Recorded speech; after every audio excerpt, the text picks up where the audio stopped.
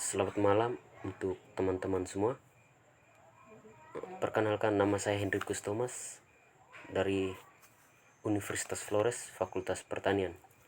Di sini saya akan menjelaskan tentang kerusakan oleh tikus sawah pada tanaman padi.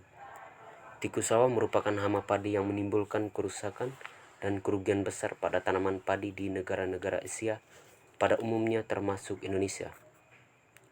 Tingkat kerusakan oleh tikus sawah pada tanaman padi di Indonesia bervariasi dari kerusakan ringan sampai terjadi puso atau gagal panen. Kerusakan akibat hama tikus pada tanaman padi tersebut selalu merupakan kerusakan terbesar dibandingkan dengan kerusakan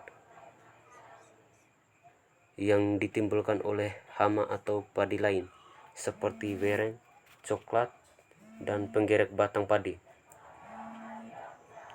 Distribusi kerusakan oleh tikus sawah pada tanaman padi terjadi di seluruh provinsi di Indonesia. Sebagai contoh, pada tahun 2002 serangan tikus paling berat terjadi di Jawa Barat, yaitu lebih dari 20.000 hektar. Disusul Jawa Tengah dan Sulawesi Selatan masing-masing antara 10.000 sampai 20.000 hektar.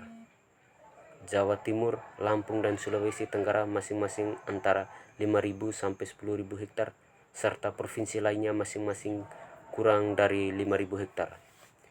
Tikus sawah juga menyebabkan kerusakan pada berbagai komoditas pertanian lain, baik pada tanaman pangan, hortikultura, maupun tanaman perkebunan. Serangan tikus tidak hanya terjadi di lahan sawah irigasi, tetapi juga di daerah lahan kering dan lahan rawa pasang surut. Oleh sebab itu, jenis tikus sawah ini dikenal sebagai hama lintas agroekosistem dan komoditas pertanian. Kerusakan yang ditimbulkan oleh tikus sawah pada tanaman padi terjadi mulai dari persemaian hingga padi menjelang panen. Pada persemaian padi berumur 2 hari, satu ekor tikus mampu merusak rata-rata 283 bibit padi dalam satu malam. Pada stadium padi anakan atau vegetatif, merusak anakan padi rata-rata 79 batang, dan pada stadium padi bunting 103 batang, serta pada stadium padi bermalai 12 batang per malam. Tikus sawah diketahui lebih suka menyerang tanaman padi yang sedang bunting, sehingga pada umumnya padi stadium bunting dan akan mengalami kerusakan yang paling besar. Berdasarkan pengamatan dari mulai padi yang dipotong, ternyata hanya beberapa mamalia saja yang dimakan. Kebutuhan pakan tikus setiap hari hanya seberat kurang lebih 10% dari bobot tubuhnya, sedangkan daya rusaknya terhadap mamalia pada 5 kali lebih besar daripada bobot mulai padi yang dikonsumsi.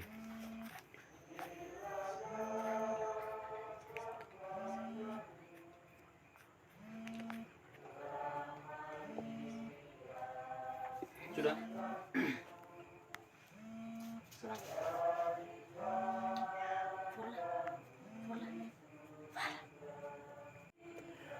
Oke, sekarang masuk ke materi berikutnya, yaitu cara mengendalikan hama tikus.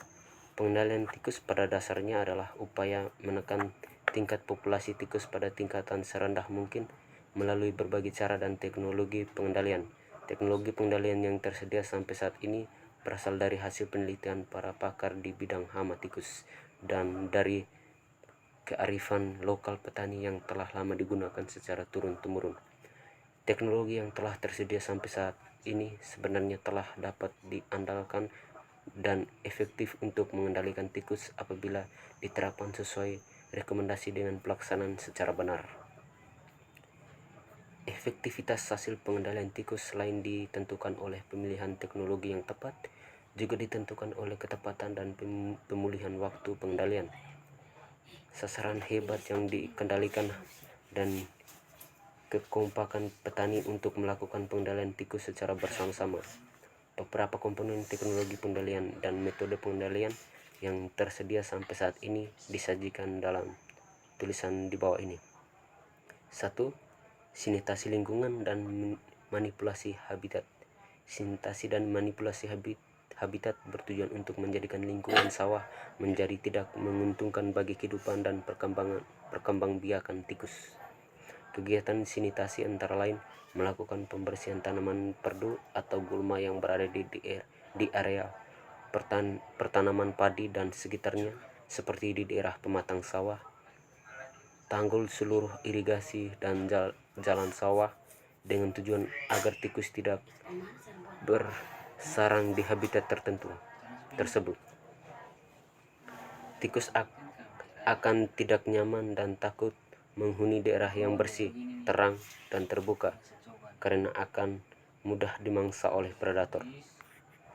Tikus sawah pada umumnya menyukai habitat pematang sawah atau tanggul irigasi yang tinggi dan lebar. Pematang sawah dianjurkan dibuat rendah dengan tinggi kurang dari 30 cm agar pematang tersebut tidak digunakan tikus bersarang dan berkembang biak. Sanitasi dan manipulasi habitat akan menyebabkan tikus kehilangan tempat persembunyian dan sumber pakan alternatif, terutama pada periode bera, sehingga secara tidak langsung dapat menurunkan populasi tikus di daerah tersebut. Yang kedua, kultur teknis. Pengolahan budidaya tanaman padi dapat menunjang pengendalian tikus apabila dilakukan usaha bersama di antara petani atau kelompok tani dalam suatu hamparan luas atau sekurang-kurangnya tingkat desa. Pengaturan pola tanam bertujuan untuk membatasi ketersediaan pakan tikus, yaitu padi, guna membatasi perkembangbiakan tikus sawah di lapangan. Tikus sawah hanya akan berkembang biak pada saat terdapat stadium pada generatif. Pola tanam padi, palawija atau bera setelah menanam padi akan dapat membatasi bahkan menghentikan aktivitas reproduksi tikus sawah. Nutrisi dari tanaman palawija diperkirakan kurang cocok bagi metabolisme tikus sawah untuk perkembangbiakannya dibandingkan dengan nutrisi yang tersedia pada padi. Pada pola tanam padi 2 kali setahun diikuti masa bera panjang musim kemarau akan menyebabkan tikus kehilangan sumber pakan pada periode bera dan akan terjadi perpindahan tikus atau migrasi ke tempat lain ataupun mati karena kekurangan pakan. Pengaturan waktu tanam dilakukan dengan mengatur waktu tanam dan varietas yang sama pada areal yang luas atau hamparan padi. Apabila terpaksa varietas yang digunakan dalam satu hamparan tersebut berbeda, diusahakan agar waktu stadium generatif pada padi dapat serempak atau tidak lebih dari 2 minggu. Tujuan pengaturan waktu tanam adalah agar periode generatif padi bersamaan waktunya. Apabila periode padi generatif berbeda waktunya, maka tanaman padi yang bunting lebih awal akan mendapat serangan tikus paling berat dan kemungkinan dapat terjadi busuk atau gagal panen. Pertanaman padi yang tidak serempak akan menghasilkan periode padi generatif yang lebih panjang pada wilayah tersebut, sehingga periode perkembangan tikus sawah juga menjadi lebih panjang. Hal tersebut dapat meningkatkan populasi tikus secara cepat. Oleh karena itu, penanaman padi secara serempak pada skala luas dapat membatasi perkembangbiakan tikus dan mencegah konsentrasi serangan tikus pada tanaman padi yang bunting lebih awal. Penanaman padi dengan jarak tanam lebih longgar dari biasanya bertujuan untuk membuat lingkungan yang lebih terbuka sehingga kurang disukai tikus, seperti halnya cara tanam legowo. Tikus kurang menyukai tempat yang bersih atau terang karena akan merasa terancam oleh musuh alaminya, terutama predator. Tipe serangan tikus yang selalu dimulai dari tengah petak sawah dan menyisakan pada daerah dekat pematang adalah ciri khas berlaku tikus yang tidak menyukai kondisi terang. Teknik pengendalian yang ketiga yaitu pengendalian secara fisik. Pengendalian secara fisik yaitu mengubah lingkungan fisik agar menyebabkan kematian tikus. Tikus mempunyai batas toleransi terhadap beberapa faktor fisik seperti suhu, cahaya, air, dan suara.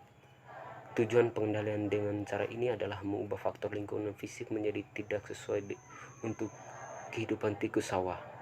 Sedangkan pengendalian mekanis merupakan usaha untuk membunuh tikus secara langsung oleh manusia.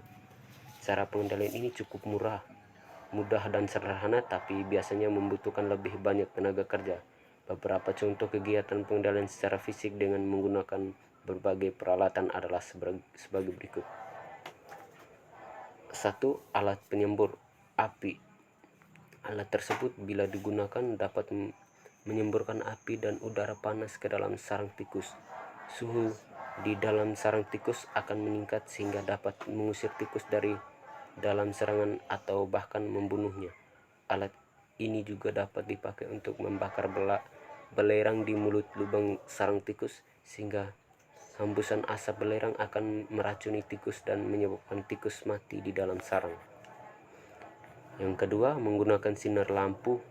Sinar lampu dapat digunakan sebagai alat untuk membantu dalam kegiatan menangkap tikus pada malam hari. Sinar lampu dengan intensitas tinggi yang mengenai mata tikus dapat menyebabkan tikus menjadi silau dan berhenti beraktivitas sejenak. Pada kondisi tersebut, tikus dapat dengan mudah untuk dipukul atau dibunuh. Petani biasanya menggunakan sinar lampu ini dari obor minyak tanah, lampu petromak, atau lampu senter untuk memburu tikus sawah pada malam hari. Kegiatan ini dapat dilakukan karena tikus sawah termasuk binatang yang aktif pada malam hari atau nocturnal. Yang ketiga, memompa air atau lumpur ke dalam sarang tikus. Cara tersebut dapat dilakukan untuk mengusir tikus keluar dari sarang sehingga mudah untuk dibunuh, atau tikus dapat mati di dalam sarang karena terjebak lumpur. Cara tersebut dapat dilakukan pada habitat utama tikus seperti tanggul irigasi, jalan sawah, dan habitat lainnya. Waktu yang paling tepat untuk pelaksanaan metode ini adalah pada periode bera dan pengelolaan tanah bersama dengan kegiatan gropiokan massal. Selain itu juga tepat dilakukan pada saat periode padi generatif ketika tikus sawah sedang beranak di dalam sarangnya. Yang keempat, mengusir tikus dengan suara ultrasonik. Penggunaan suara ultrasonik pada frekuensi tertentu dapat memekakan telinga tikus sehingga tikus menghindari ke tempat lain yang lebih aman. Oleh karena itu, fungsi menggunakan alat ini hanya untuk mengusir tikus saja. Namun demikian, alat yang ada sampai saat ini masih sangat terbatas jangkauan frekuensinya dan baru dapat digunakan di dalam ruangan dengan ukuran tertentu. Untuk penggunaan di lapangan terbuka masih belum tersedia peralatannya. Penggunaan alat tersebut pada umumnya dilakukan di dalam gudang penyimpanan bahan pangan untuk mengusir hama tikus. Mengusir tikus dengan bunyi-bunyian juga dapat dilakukan, tapi juga suara itu telah menjadi suara yang rutin, maka tikus sudah tidak merasa terganggu lagi. Yang kelima, gripiokan massal. Metode gripiokan massal merupakan salah satu cara mengendalikan tikus yang murah dan efektif yang biasa dilakukan oleh petani dan berbagai daerah di Indonesia.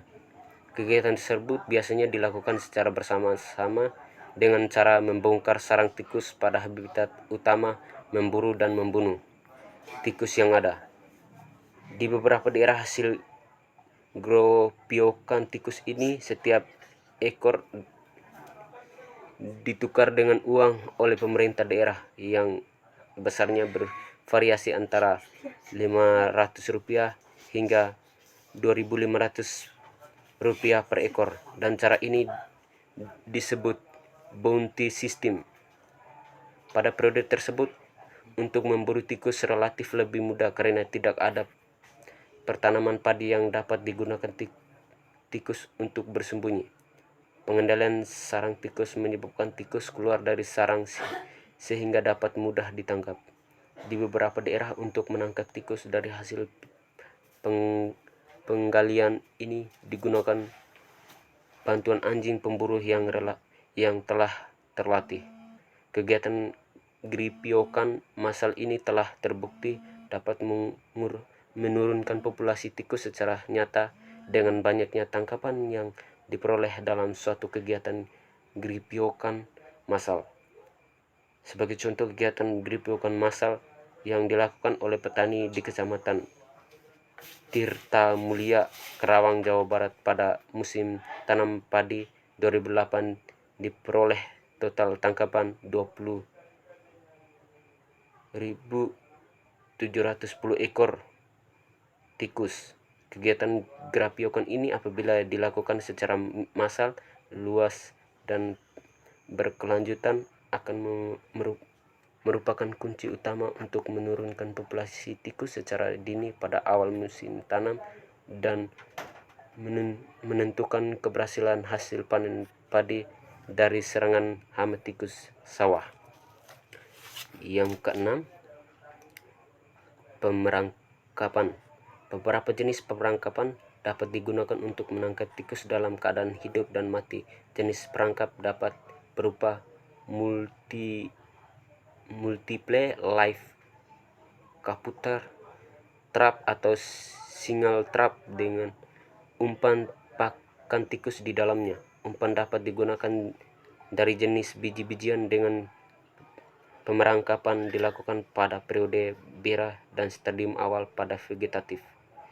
Sedangkan pemerangkapan pada periode padi generatif, umpan yang digunakan dari bahan yang mengundang protein tinggi seperti yuyu bakar atau jenis ikan kering lainnya. Pemerangkapan ini biasanya hanya efektif apabila dilakukan pada kondisi lahan sawah tidak banyak tersedia pakan alternatif tikus. Dan jenis perangkap tikus lainnya adalah snap trap, yaitu perangkap yang apabila mengenai sasaran tikus, maka tikus akan terjepit dan mati di tempat. Perangkap model ini banyak digunakan di lokasi perumahan untuk menangkap jenis tikus sawah.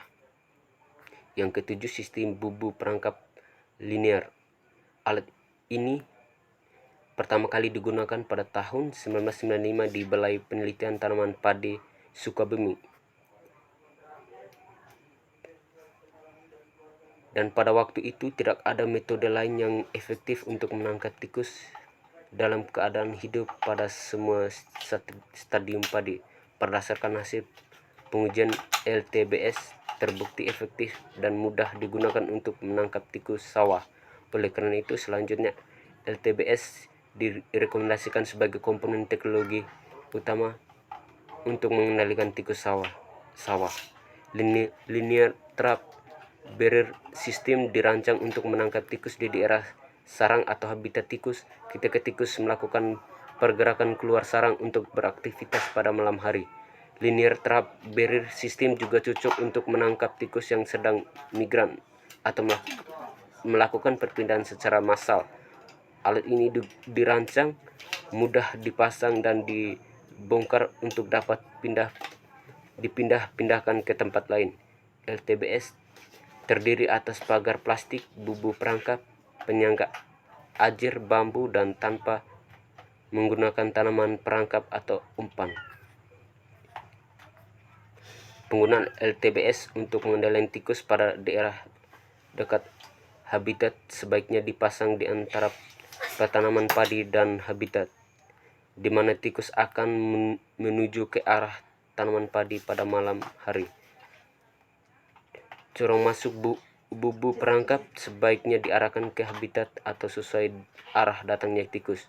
Corong bubu juga dapat diarahkan bersaling apabila menginginkan tangkap tikus dari kedua arah. Pemasangan dapat dilakukan selama 1 minggu atau sampai tidak ada tangkapan tikus lagi, kemudian dibongkar dan dapat dipindahkan ke tempat lain. Pengendalian tangkap tikus dilakukan setiap pagi hari. Alat ini juga dapat dipasang untuk mengatasi migrasi tikus, terutama pada daerah atau blok yang mempunyai perbedaan waktu tanam atau panen dengan blok lainnya. Yang kedelapan, sistem bubu perangkap. Sistem bubu perangkap atau TBS merupakan unit alat untuk menangkap tikus, terdiri atas 3 komponen utama, yaitu bubuk perangkap tikus yang berfungsi sebagai penjebak dan pengumpulan tikus, pagar plastik berfungsi untuk mengarahkan tikus masuk ke dalam bubu perangkap, dan tanaman perangkap berfungsi sebagai penarik agar tikus bergerak ke lahan penangkap TBS. Berdasarkan hasil penelitian, ukuran petak tanaman perangkap sangat menentukan halo efek terhadap pertanaman di sekitarnya. Makin besar ukuran petak tanaman perangkap, makin besar jumlah tangkapan tikus dan luas halo efek yang ditimbulkan, tetapi juga memerlukan biaya lebih banyak. Halo efek adalah luasan wilayah pertanaman bebas tikus sebagai akibat efektivitas TBS terhadap perlindungan serangan tikus di sekelilingnya. Hal tersebut dapat terjadi karena tikus di sekitar TBS tertarik menuju tanaman perangkap dan terperangkap oleh bubu perangkap. Akibatnya populasi tikus di sekitar TBS rendah. Hasil penelitian membuktikan bahwa unit TBS berukuran 50 meter kali 50 meter dapat melindungi tanaman padi di sekitarnya. Jadi demikian materi yang dapat saya sampaikan. Semoga materi ini dapat bermanfaat untuk kita semua. Selamat malam dan salam sehat untuk kita semua.